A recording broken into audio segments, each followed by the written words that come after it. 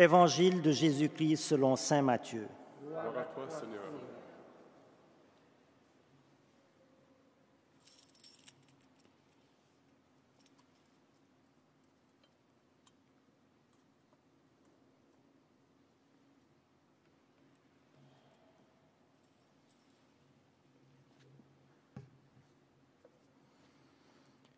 En ce temps-là, Jésus disait à ses disciples, « Quand le Fils de l'homme viendra dans sa gloire et tous les anges avec lui, alors il siégera sur son trône de gloire. Toutes les nations seront rassemblées devant lui. Il séparera les hommes les uns des autres, comme le berger sépare les brebis des boucs. Il placera les brebis à sa droite et les boucs à sa gauche. Alors le roi dira à ceux qui seront à sa droite, « Venez les bénis de mon Père, recevez en héritage le royaume, préparé pour vous depuis la fondation du monde. Car j'avais faim, et vous m'avez donné à manger. J'avais soif, et vous m'avez donné à boire.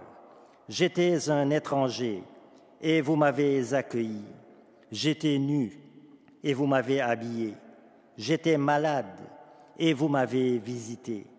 J'étais en prison, et vous êtes venus jusqu'à moi. » Alors les justes lui répondront, « Seigneur, quand est-ce que nous t'avons vu? Tu avais donc faim et nous t'avons nourri. Tu avais soif et nous t'avons donné à boire. Tu étais un étranger et nous t'avons accueilli. Tu étais nu et nous t'avons habillé. Tu étais malade ou en prison. Quand sommes-nous venus jusqu'à toi? » Et le roi leur répondra, « Amen, je vous le dis, chaque fois que vous l'avez fait à l'un de ces plus petits de mes frères, c'est à moi que vous l'avez fait. » Alors il dira à ceux qui seront à sa gauche, « Allez-vous-en loin de moi, vous les maudits, dans le feu éternel préparé pour le diable et ses anges. Car j'avais faim, et vous ne m'avez pas donné à manger. J'avais soif, et vous ne m'avez pas donné à boire. J'étais un étranger, et vous ne m'avez pas accueilli. J'étais nu, et vous ne m'avez pas habillé. J'étais malade et en prison, et vous ne m'avez pas visité. » Alors ils répondront eux aussi, « Seigneur, quand avons-nous vu avoir faim, avoir soif, être nus, étrangers, malades ou en prison, sans nous mettre à ton service? » Il leur répondra, « Amen, je vous le dis, chaque fois que vous ne l'avez pas fait à l'un de ces plus petits, c'est à moi que vous ne l'avez pas fait. » Et ils s'en iront, ceux-ci au châtiment éternel, et les justes à la vie éternelle. Acclamons la parole de Dieu. Louange à toi, Seigneur Jésus.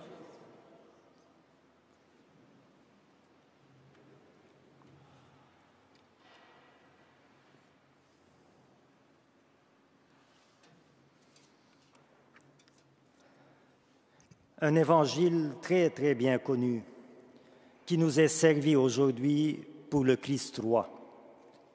Et j'aimerais vous parler ce matin, frères et sœurs, du service, bien sûr du service dans le sens chrétien du terme. Les pères de l'Église disaient « Dieu s'est fait homme pour que l'homme devienne Dieu ». Et un mystique allemand du XVIIe siècle disait la même chose, mais en d'autres mots. Il disait « Dieu est aussi petit que moi et je suis aussi grand que lui ». Et ce Dieu qui s'est fait si petit, c'est le roi de l'univers que nous fêtons aujourd'hui. Mais pour que sa royauté ne soit pas étouffante pour moi, ne soit pas écrasante pour moi, son amour l'a fait descendre de son trône céleste jusqu'à nous. Vous voyez, quand les parents veulent prendre leur enfant dans le bras, ils descendent, ils se baissent jusqu'au niveau de l'enfant pour ensuite le soulever à leur niveau. Dieu s'est ainsi abaissé jusqu'à nous pour nous élever jusqu'à lui. Le roi s'est abaissé et ses sujets sont élevés. C'est lui le roi de gloire, c'est lui le Christ notre Seigneur, qui est venu, qui s'est abaissé jusqu'à nous. Mais bien sûr, quand je parle d'abaissement, ce n'est pas un rabaissement, ce n'est pas une humiliation involontairement subie par le Seigneur, mais plutôt une humilité volontairement acceptée, l'humilité de l'amour royal du Christ. Et si moi, chrétien, chrétienne aujourd'hui, j'aime ce roi qui s'est incliné sur moi par amour, alors je voudrais moi aussi, par reconnaissance, m'incliner devant lui par amour.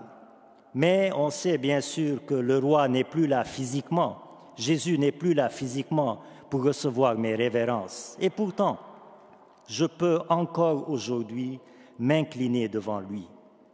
Car à chaque fois que je m'incline pour prendre soin d'un pauvre assis au bord du chemin, c'est devant le roi de l'univers que je m'incline. Chaque fois que je m'incline pour prendre des nouvelles d'un malade allongé sur son lit d'hôpital, c'est devant le roi de l'univers que je m'incline. Chaque fois que je m'incline pour apporter un peu d'humanité et de fraternité à un étranger abandonné à lui-même, c'est devant le roi de l'univers que je m'incline. Car chaque fois que vous l'avez fait à l'un de ces plus petits qui sont mes frères, c'est à moi que vous l'avez fait, déclare le Christ roi dans l'Évangile d'aujourd'hui. Frères et sœurs, la grandeur et la beauté de notre foi chrétienne consistent dans sa contradiction, dans son paradoxe, une contradiction que le Christ lui-même a vécue comme Christ roi serviteur et non pas comme un roi dominateur. Et le vieillard Siméon l'avait bien prophétisé à la Vierge Marie. « Vois, ton fils sera un signe de contradiction, lui dit-il. » Et notre vie chrétienne est ainsi faite de contradictions, car pour s'élever, il faut s'abaisser. Pour gagner, il faut perdre. Pour s'enrichir, il faut s'appauvrir. Pour vivre, il faut mourir. Et bien sûr, pour devenir roi, il faut devenir serviteur. C'est dans le service que s'accomplit vraiment l'autorité royale du chrétien et non pas dans la domination. Mais le service chrétien ne se limite pas seulement aux besoins physiques de la personne.